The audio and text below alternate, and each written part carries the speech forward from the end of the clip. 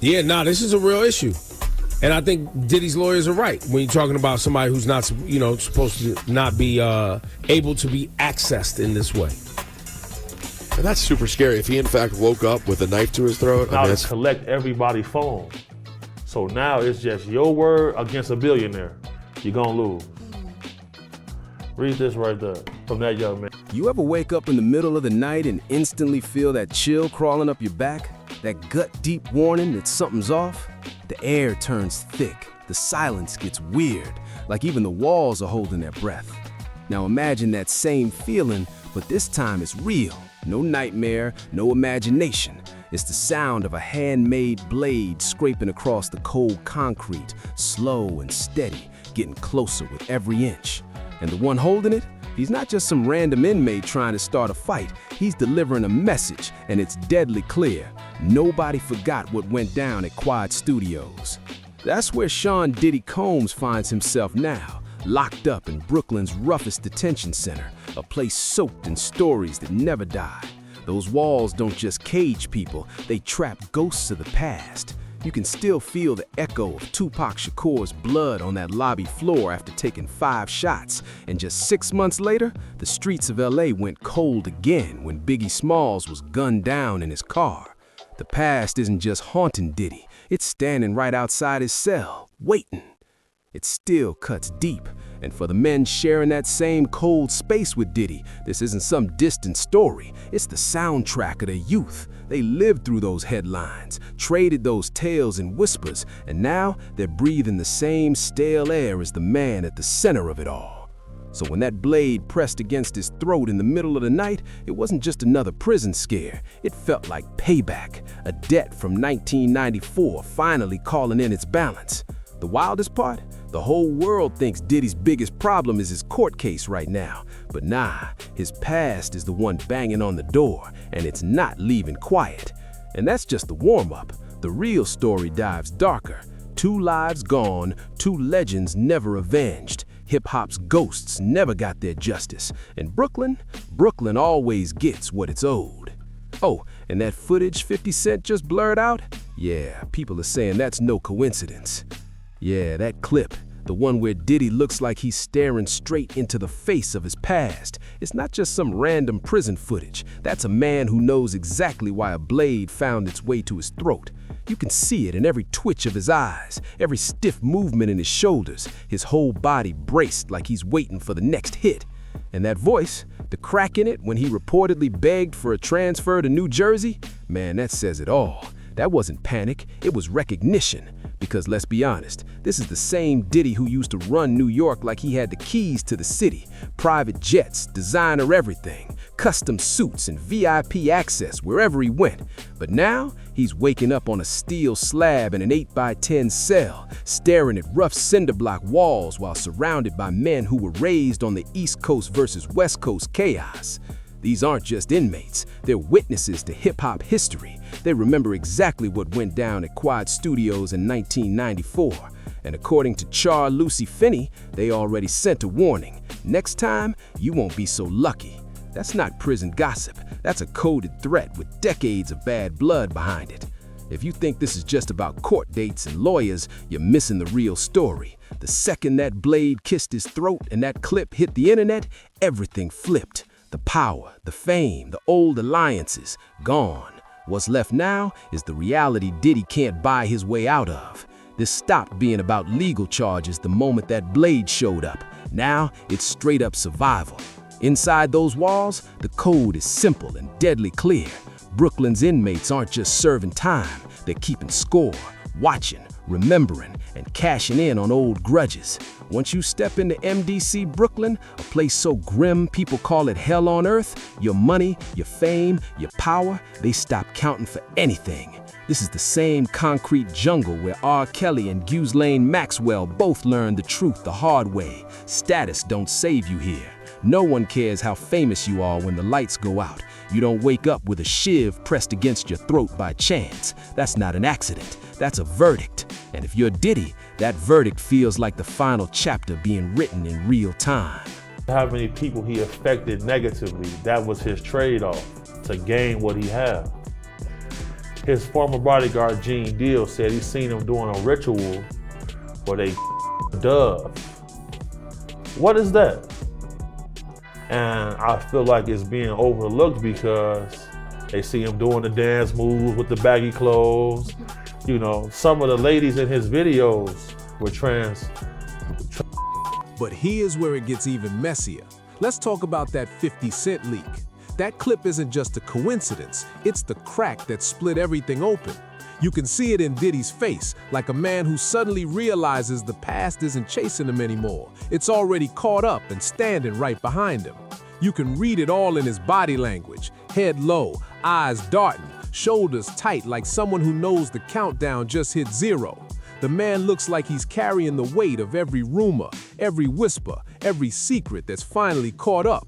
And the timing couldn't be more explosive. While the world's been glued to court updates, testimonies, and stories about frozen assets and offshore moves, something way darker has been bubbling underneath the surface. That's where Gene Deal steps in, a man who was deep inside Diddy's circle for years. And when he finally spoke, the whole hip-hop scene shook. Gene didn't drop gossip, he dropped bombs. According to Gene, Diddy wasn't just near Quiet Studios the night Tupac Shakur got shot, he was there. And not to record, not to chill. Gene says he was there to watch. Let that sink in for a second. November 30th, 1994, Tupac pulls up to Quiet Studios, just trying to lay down a verse for Lil Sean. But instead of a recording session, he walks into an ambush. 5 bullets, a robbery, and a pool of blood left on that lobby floor. Gene swears Diddy was inside the building the whole time, sitting in Jimmy Henchman's office, calm, waiting. And if you know anything about Henchman, you know that man didn't do negotiations. And here's where it gets chilling. Gene says Diddy didn't move, didn't leave, didn't even flinch. He stayed right there. Then when those elevator doors opened and Tupac stumbled out, bleeding, barely standing, Diddy's people were already watching. Tupac looked up, saw those faces, and in that one frozen second, everyone in that hallway knew exactly what time it was. That was the spark, the exact moment the war began. The second Tupac Shakur decided the East Coast wasn't just competition, it was the enemy. And if Gene Deal's version is real, that same night didn't just change hip-hop, it sealed Diddy's fate for good. Fast forward to Las Vegas, 1996. Tupac's rolling through the strip in a white BMW after leaving the MGM Grand, the lights bouncing off the car like flashbulbs. Then, gunfire. In seconds, chaos erupts, and 6 days later, Tupac Shakur is gone. Just like that. Decades passed, no arrests, no justice, just silence and rumors echoing through hip-hop history. Then 2023 flipped the script. Keith D, a name long whispered in back rooms and street corners, gets arrested. An alleged Southside Crips figure, someone who claimed to know too much.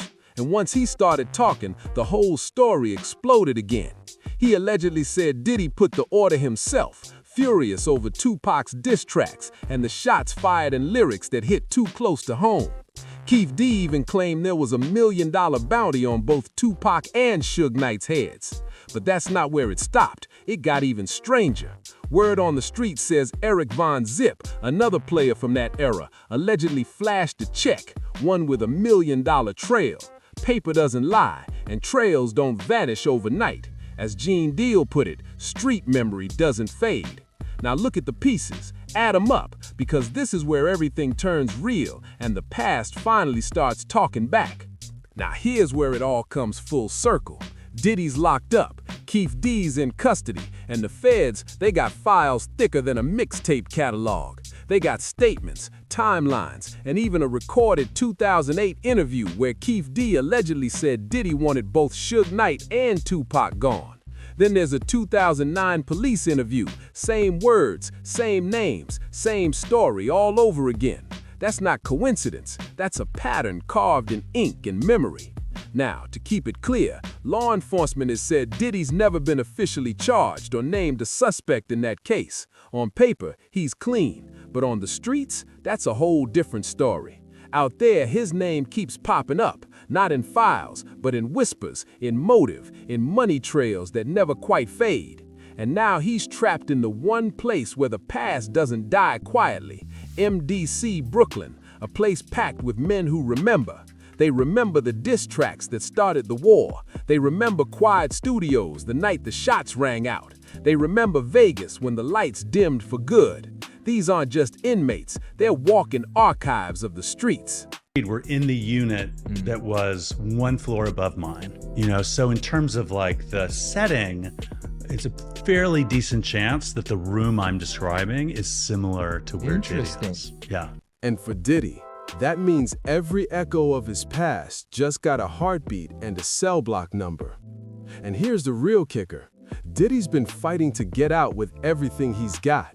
Reports say he's been calling in favors, burning through connections, and pulling every string he can reach. But one move really turned heads. A letter he reportedly sent straight to Donald Trump, asking for a pardon. Trump allegedly brushed it off and even joked about it with reporters. But for Diddy, there was nothing funny about that at all.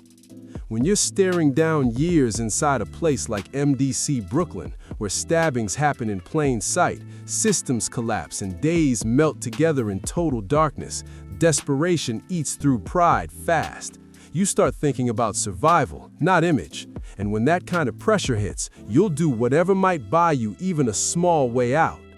That's where the money moves come in. His private jet, yeah, the one worth around $30 million, the same one he used to flaunt on social media, hopping city to city in luxury, suddenly gone, sold, re-registered overseas in San Marino. On paper, it looks like business, just another deal. But to people who know how the game works, it looks more like someone cleaning house before the walls close in. And here's what the headlines keep missing. This isn't just some fallen mogul story. The real drama is off camera, inside those walls. Because MDC Brooklyn isn't a regular jail, it's a pressure cooker. Every day inside there is a test of nerves. And right now, Diddy's sitting right in the middle of the storm. That blade at his throat, that wasn't random. It was a message, a sharp reminder that Brooklyn doesn't forget. The men locked up there have long memories and nothing but time. Time to talk, time to connect dots, time to decide exactly how they feel about the man breathing the same air as them. Diddy isn't just another inmate, he's a symbol, and symbols, they pull eyes, whispers, and energy from every direction. He's not some nameless face in the crowd. He's the man who, according to Kirk Burrow, pushed Biggie Smalls to fly out to Los Angeles even when Biggie himself didn't want to go. The same man who, according to Gene Deal, refused to bring in extra security that night. And Clark Kent, he says Diddy helped line up that last trip, linked straight to the Peterson Automotive Museum, the night Biggie was gunned down. And when it happened, silence. Just cold, empty silence. That same silence followed when Tupac Shakur was ambushed at Quad Studios. The same silence echoed after the federal raids on Diddy's mansions. The same silence when those disturbing claims surfaced, stories of control, manipulation, and dark power games exposed during Cassie Ventura's testimony. Every time the flames rise, every time the spotlight hits, his reaction never changes. No statement, no clarity, no accountability. Just silence. But now, that silence has turned deafening, because MDC Brooklyn isn't just a jail, it's a graveyard for reputations, careers, and legacies. Inside those walls, the truth doesn't stay hidden long. Diddy's reportedly being kept in special housing for his own protection, but let's be real. In a place where people get harmed inside their own cells, where lawsuits pile up over brutal conditions, and where outpower outages can leave inmates in pitch blackness for days, protection doesn't mean safety. And Diddy knows that. That's why he's desperate for a transfer, why his legal team keeps filing appeals, why he's moving fast behind the scenes, trying to find a way out before the walls close in. And that 50 Cent footage that's been floating around, it's not just online noise, it feels like a warning. The streets are buzzing again, and the message couldn't be clearer. Brooklyn remembers, and it never lets go. Well, I mean, inmates have procedures all the time. I mean, you have folks there with cancer, you have folks there with serious other chronic diseases, and sometimes it does require individuals to have surgery even while they're on pretrial status. Time's running out, and it's getting tight, real tight. Here's the part that's got everyone asking the same question. Why keep him locked up like this if he's not even a flight risk? Why deny bail to a man who owns a multi-million-dollar home in Miami? Why leave him sitting inside one of the roughest detention centers when the danger's so obvious? Unless there's something else at play. Maybe investigators are letting the clock tick on purpose, letting the pressure rise, letting the ghosts of the past pound on his walls louder and louder until the man finally breaks, until he talks, until they give them the one thing they've been chasing for decades. A link, a name, a tie to Keith D, answers about Tupac Shakur that nobody's ever said out loud. Because let's be real, this stopped being about court filings and adult-related charges a long time ago. This is about power, about control, and about violence that tore through hip-hop and left two legends gone too soon. Tupac and Biggie, their names still echo through every verse, every headline, every rumor. And now, the third man who was always right there, in the studio, in the spotlight, in the middle of it all, is trapped inside a cell, feeling the walls squeeze tighter every day. The question isn't if Diddy's past is catching up to him, it's when. And in a place like MDC Brooklyn, when could mean tonight. But here's the part nobody's saying out loud. Insiders claim federal authorities aren't just keeping Diddy locked up over adult service-related charges. That's just the surface, the cover story. The real game, the deeper play, is something much heavier. Behind closed doors, prosecutors are allegedly stacking a different kind of case, one that has nothing to do with parties, assets, and luxury scandals, but something far darker. And guess what name keeps popping up in those sealed conversations? Keith D. The same man already accused in the Las Vegas shooting, the same man who, in a reported 2008 federal interview, allegedly said Diddy wanted Tupac and Suge Knight gone. If that connection gets proven, if even a fraction of it sticks, it won't just rewrite the story of one man's downfall. It'll reopen the darkest chapter in hip-hop history. Because once the walls start talking inside MDC, secrets don't stay buried, they start bleeding out. He's the same man who, according to old informant claims, once said there was $1 million offer to make it all happen. Officially, the Las Vegas Metropolitan Police Department has made it clear Diddy was never a suspect in Tupac's case. And yeah, on paper that matters, but look closer at the wording. Never a suspect doesn't mean never discussed. It doesn't mean never investigated. In cases this old, this twisted, that's exactly where the truth likes to hide, right in the gray zone between what's written and what's whispered. Here's the reality check. Those appeals, those pardon letters, the asset fire sales, all those fast moves Diddy's been making, they might not change a thing. Because while the public's out here glued to headlines, hashtags, and viral clips, the real moves are happening quietly, behind the scenes. And one detail keeps standing out like a flashing red light. Keith D's trial hasn't even started yet. But the feds aren't waiting. They're listening closely. And according to sources tied to the investigation, what they're hearing is chilling. Diddy's time behind bars isn't just punishment. It's pressure, it's leverage, it's a psychological chess game where every day behind that cell door tightens the screws a little more. Because when you're locked inside a cage with a target on your back, when you wake up every day not knowing if you'll make it through the night, and when the men around you start whispering about Quad Studios and Vegas 96, something in you shifts. Fear turns into survival. Silence starts to crack. People start talking. it's probably leaning towards guilt. Now, on the racketeering, I agree with you that the predicate acts may be found, but that's not all they need. There's an ultimate question. The first question on the jury verdict form is, do you find him guilty or not guilty of racketeering? Before you even get to the predicate acts, which you only get to if you find guilt, they could just be hung up on that question and say, this guy's not Tony Soprano. I am not convinced that I even want to find guilt. And the investigators, they know it. That's why, according to insiders, they're keeping Diddy exactly where he is. Not just to serve time, but to let time work on him.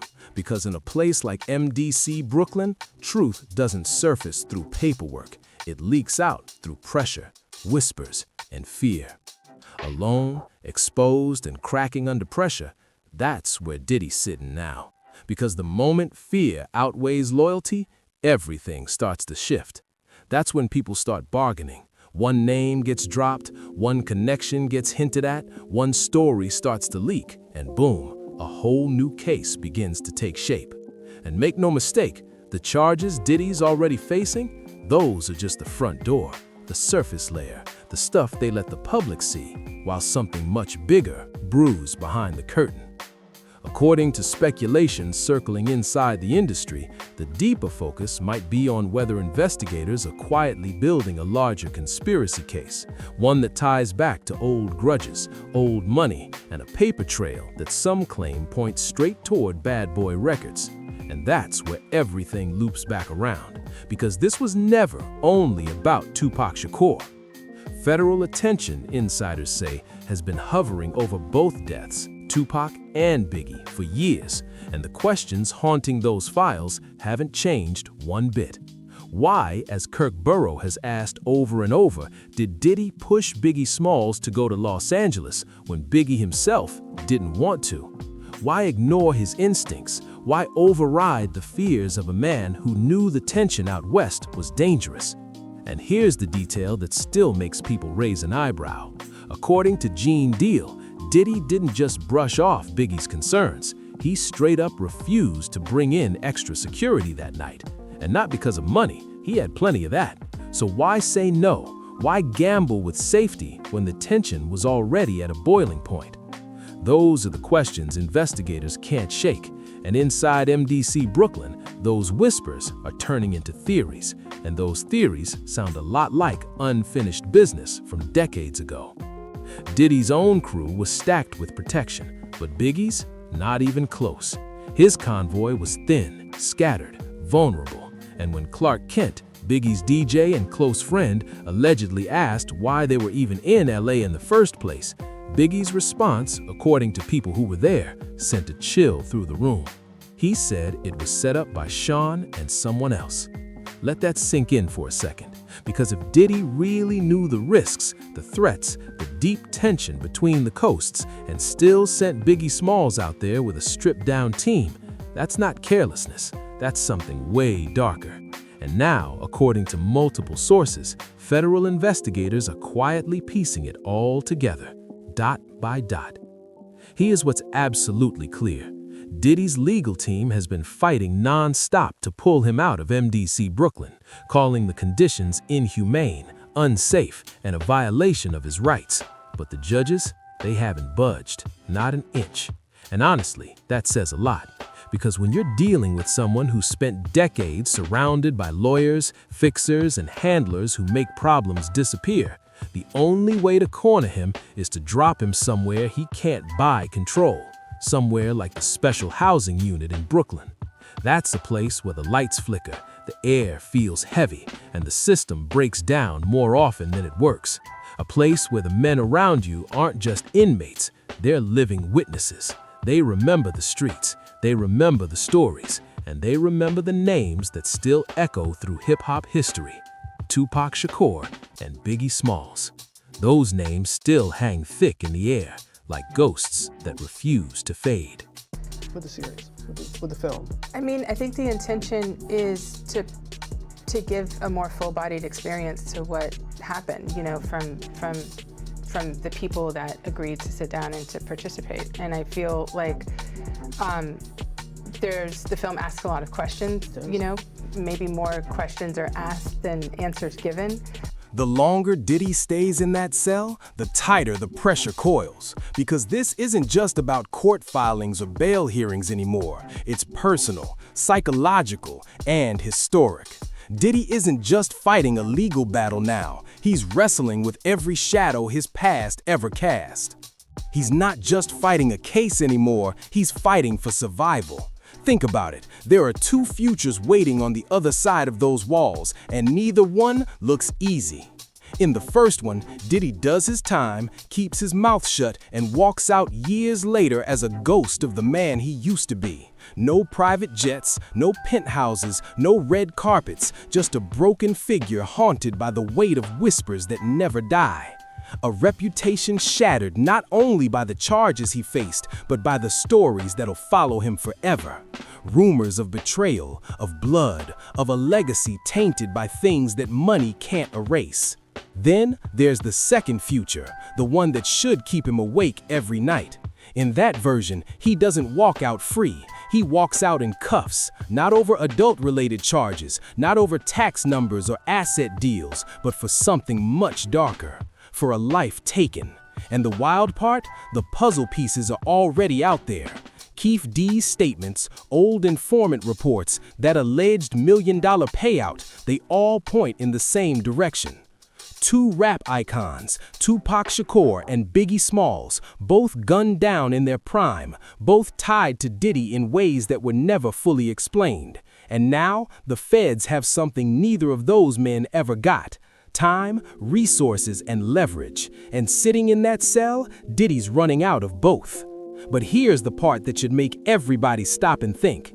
If investigators really are building something bigger, if they're letting the walls close in to make him talk, if they're using pressure, fear, and isolation to break him, then the question isn't just about guilt or innocence anymore. It's about justice. Because Tupac Shakur and Biggie Smalls have been gone for decades. Their families have waited in silence. Their fans have waited through rumors and false leads. The entire culture has been waiting for truth. And if Diddy holds even a piece of the answers, if he knows something, if he played a part, or if he's hiding secrets that could finally bring closure, then maybe this moment isn't just about punishment at all. Maybe this is the moment hip-hop finally faces the truth it's been running from for 30 years. Maybe this isn't just about one man falling, it's about two legends who never got the justice they deserved. Maybe Diddy's prison time isn't the end of his story at all. Maybe it's the beginning of someone else finally getting the answers the world's been chasing for decades. Because the truth, it's still out there, moving in silence, waiting for the right moment to explode. The next move could be anything, a confession, a conviction, or another cover-up. But one thing's certain, something's coming, and it's gonna shake the culture again. So the real question is, who's ready for it? Because right now, Diddy's not sleeping easy behind those bars, and honestly, neither should we. If this breakdown hit you, don't just scroll past. Like, subscribe, and share this video with someone who remembers the era when hip-hop changed forever. Drop your thoughts in the comments. Do you think the truth is about to surface, or will it stay buried for good? Stay sharp, stay curious, and I'll catch you in the next one. That footage ended up going to 50 Cent and his production company, and it's kind of the centerpiece. Sold to them. Yes, was the centerpiece of the documentary. So watch this particular scene, because this is where a lot of people feel Diddy really screwed over someone that he should be very, very